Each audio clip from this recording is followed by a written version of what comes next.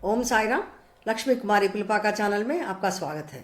इस चैनल के माध्यम से हम श्री शिरडी साई बाबा का सत्संग कर रहे हैं। आइए इस एपिसोड में मकर संक्रांति के विशेष दिन पर बाबा के प्रिय भक्त मेघा के जीवन में साई बाबा का किया हुआ अद्भुत चमत्कार को याद करें। इस घटना का वर्णन श्री हेमंत पंत ने श्री साई सच्चरित्र के अध्याय 28 में बहुत खूबसूरती से किया है। मेघा श्याम, जिसे मेघा के नाम से भी जाना जाता है, वह एक अनपढ़ रूढ़िवादी ब्राह्मण और शिव भक्त थे जो श्री हरविनायक साठे नामक डिप्टी कलेक्टर के यहाँ सेवा करते थे। श्री साठे जी बाबा के महान भक्त थे। श्री साठे जी ने मेघा को बाबा की सेवा और ज्ञान प्राप्ति के लिए शिरडी भेजे थे। हालांकि शुरुआत में बाबा उन्हें अस्वीकारा था, लेकिन बाद में बाबा ने मेघा को स्वीकारा था और मेघा के आंतरिक रूप से काम करके बाबा ने मेघा में बदलाव लाया था।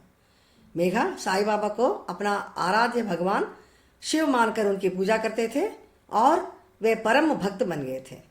अंततः स्थायी रूप से शिरडी में बस गए थे। एक बार मकर संक्रांति के दिन बाबा के भक्त मेघा ने बाबा को चंदन का लेप लगाने और गंगा जल से स्नान कराने की इच्छा जताया था।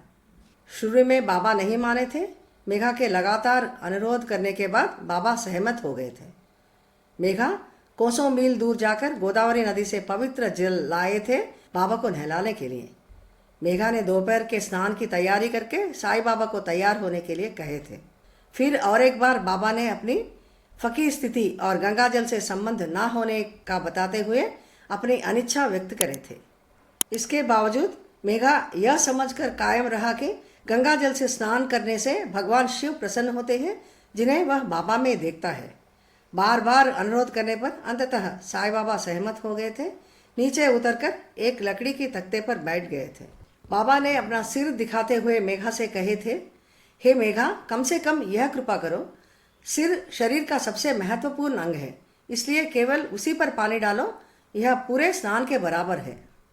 तब मेघा ने हाँ कहकर प्यार और खुशी से अभिभूत होकर हर हर गंगे बोलते हुए बर्तन का जल पूरा एक ही बार बाबा के सर पर और उनके बदन पर डाल दिया था और खुशी से बाबा को देखने लगा था और देखते ही आश्चर्यचकित हो गया था, क्योंकि सिर्फ बाबा का सिर ही भीगा था लेकिन पूरा शरीर सूखा था। बाबा का यह अद्भुत चमत्कार देखते ही मेघा चकित हो गया था। फिर एक बार बाबा की महिमा को महसूस किया था और उनकी भक्ति बाबा के प्रति गहरा हो गया था। ये घटना यह दर्शाती है कि बाबा किस प्रकार अपने भक्तों की सेवा स्वीकार करते थे और उन्हें अपने चुने हुए देवता के रूप में उनकी पूजा करने की अनुमति देते थे। मेघा भगवान शिव की पूजा करता था। वह बाबा को अपने आराध्य भगवान शिव मानकर बाबा का भी पूजा करता था। बाबा विभिन्न प्रकार से अपने भक्तों को सीख देते थे। यह भी एक तरीका था बाबा का अपने भक्तों को सीख देने का। इस घटना के द्वारा हमें यह पता चलता है कि सब कुछ बाबा की इच्छा के अनुसार ही होता है। बाबा के प्रति मेघा की भक्ति और बाबा के मेघा को अपना सच्चा भक्त मानने का विषय को आने वाले एपिसोड्स में विस्तृत रूप से चर्चा करेंगे। मैं बाबा से प्रार्थना करती हूँ कि उनकी अपार कृपा हम सभी के ऊपर हमेशा बरसाती रहे, हम सब स्वस्थ, खुश और अच्छा रहें। अगले एपिसोड में फिर मिलेंगे। ओम साई राम।